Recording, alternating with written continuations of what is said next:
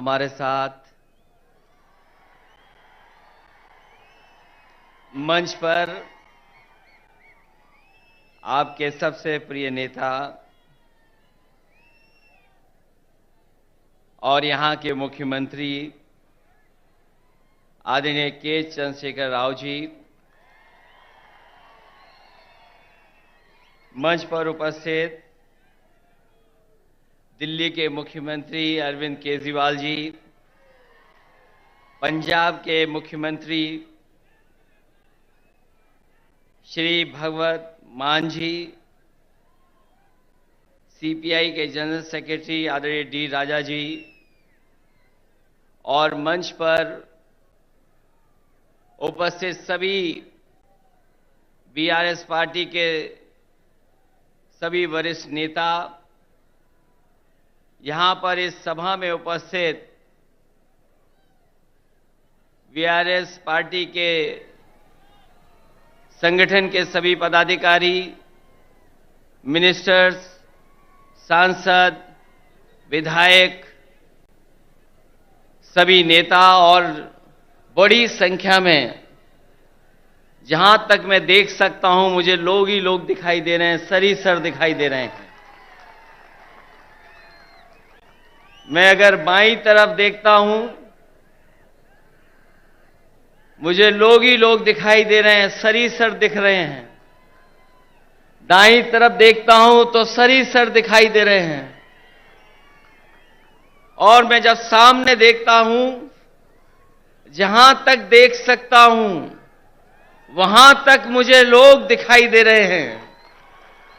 मैं इस ऐतिहासिक धरती पर, खम्मम की ऐतिहासिक धरती पर, मैं आदरणीय केसीआर साहब का बहुत बहुत धन्यवाद और आभार प्रकट करता हूं कि यहां पर इतनी बड़ी संख्या में आपने बुला करके पूरे देश को एक संदेश देने का काम किया है। आज सुबह से लगातार हम लोग काम देख रहे हैं। मैं सामने जहां पर बिल्डिंग में हम लोग बैठे थे, ये इंटीग्रेटेड जो ऑफिस बनी है, कॉम्प्लेक्स बना है, एक ये उदाहरण है सरकारों के लिए कि एक जगह कैसे अधिकारी बैठ सकते हैं और जनता को तकलीफ और परेशानी नहीं होगी, एक ही जगह पर समस्या का समाधान हो जाएगा। ये खम्मम वो धरती है जिसने हमेशा इतिहास बनाने का काम किया है।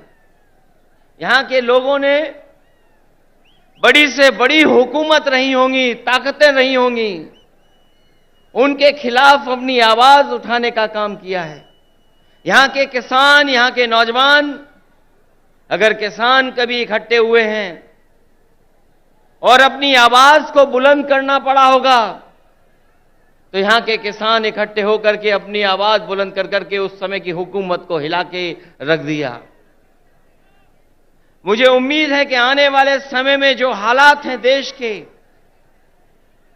जिन परिस्थितियों से हम लोग गुजर रहे हैं, जहां भारत सरकार और खासकर भारतीय जनता पार्टी, जिसकी सरकार दिल्ली में है, एक एक सरकारें जो चुनी हुई उनको परेशान कर रही है। चाहे वो आपकी सरकार हो और चाहे आपके बीआरएस की पार्टी की सरकार हो, जो सहयोग और जो मदद और जो लोकतंत्र में सम्मान मिलना चाहिए वो सरकार सम्मान नहीं दे पा रही है। समय समय पर रुकावट कैसे पैदा हो, नेताओं को कैसे परेशान किया जाए, उनके खिलाफ क्या साजिश की जाए, उनके विपक्ष के लोग जो उनके सामने खड़े होकर के सवाल पूछते हैं, उनको किस षड्यंत्र से उनको दबाया जाए, उनकी छवि कैसे खराब की जाए, ये भारतीय जनता पार्टी की सोची समझी सी रणनीति के तहत काम कर रहे हैं। जो संस्थाएं हमें न्याय देना चाहती हैं, जहां से हम न्याय के लिए पुकार सकते हैं, उन संस्थाओं को भी दबाव बनाने का काम अगर कोई कर रहा है तो भारतीय जनता पार्टी कर रही है।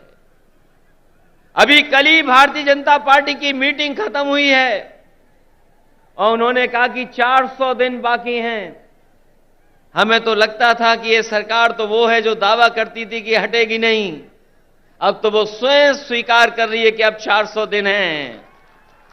जो सरकार अपने दिन गिनने लगे,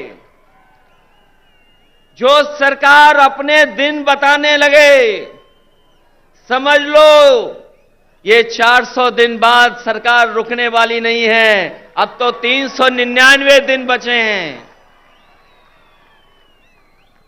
और जैसा कि भारतीय जनता पार्टी का समय समय पर जो बुनियादी मुद्दे हैं कि महंगाई कैसे कम हो, बेरोजगारी कैसे कम हो, हमारे लोग जो भारत छोड़ करके चले जा रहे हैं, कुछ लोग तो अपनी खुशहाली के लिए जा रहे हैं, लेकिन बड़ी संख्या में लाखों लोग ऐसे हैं जो धन दौलत उनके पास है, वो इस देश में रहना नहीं चाहते क्योंकि ये सरकार उनको रहना नहीं देना चाहती।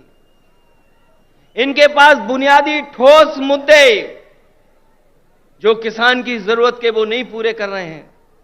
आपको सबको याद होगा, यही बीजेपी के लोगों ने कहा कि हम किसानों की आय 2022 तक दोगुनी कर देंगे, किसान की आमदनी दुगनी हो जाएगी।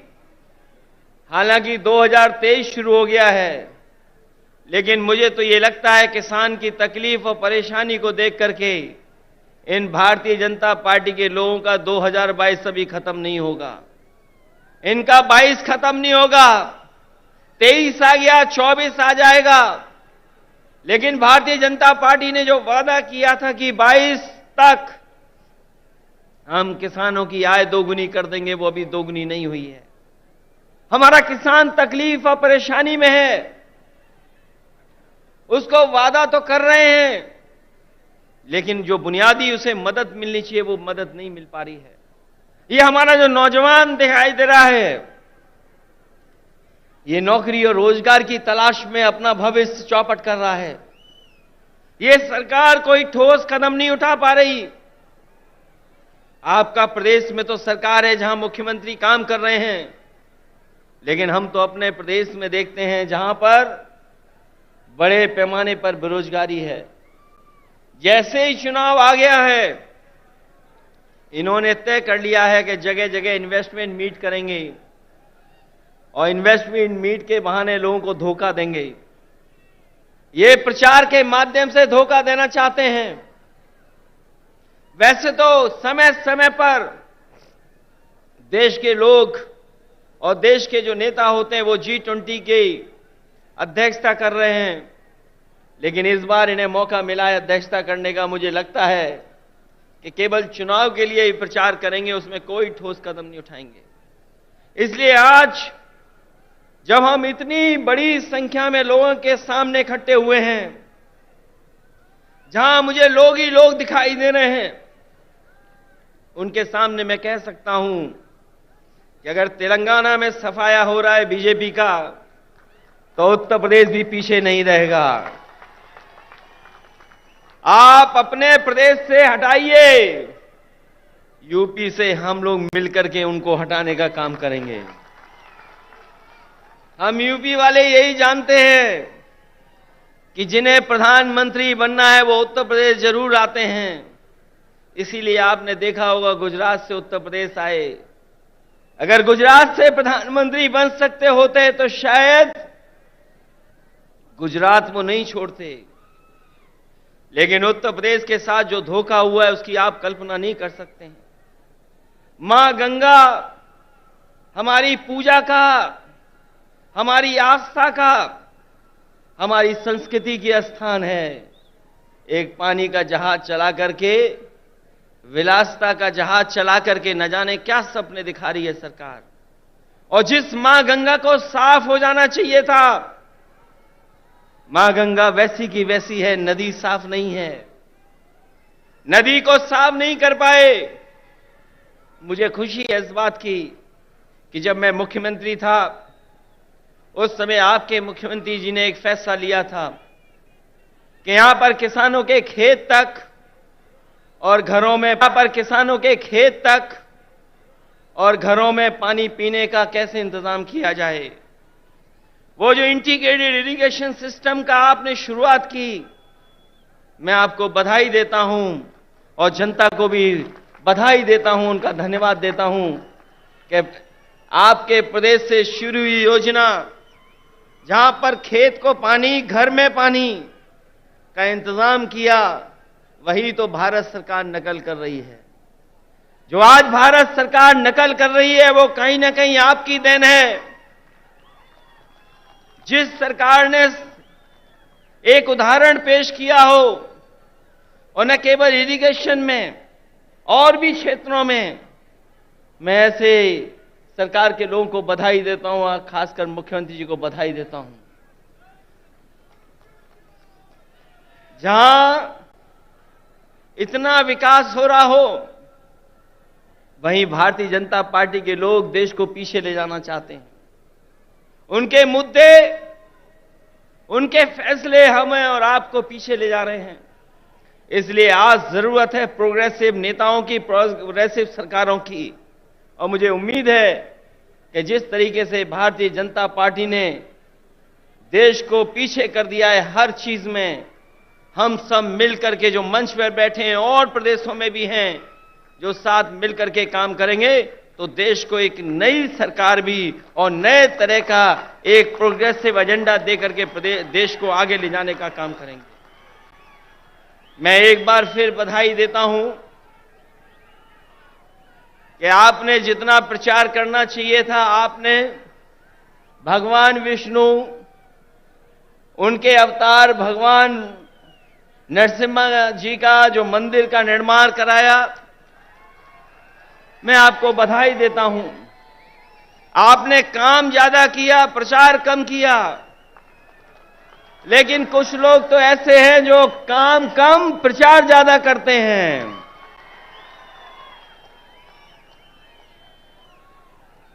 इसलिए जब अभी हम लोगों ने त्योहार भी मनाया है, हमारे यहां मकर संक्रांति का त्योहार तब मनाया जाता है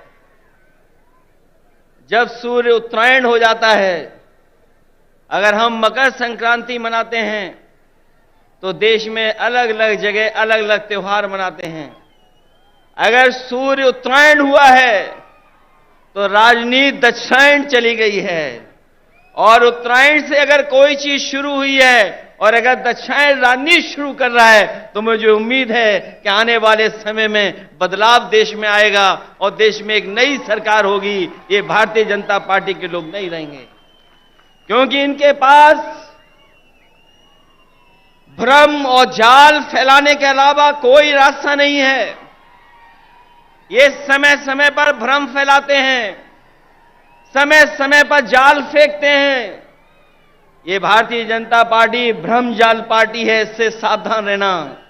हम लोग तो सावधान कर ही रहे हैं, लेकिन आप लोग भी सावधान करना, जिससे देश में एक नया परिवर्तन आए।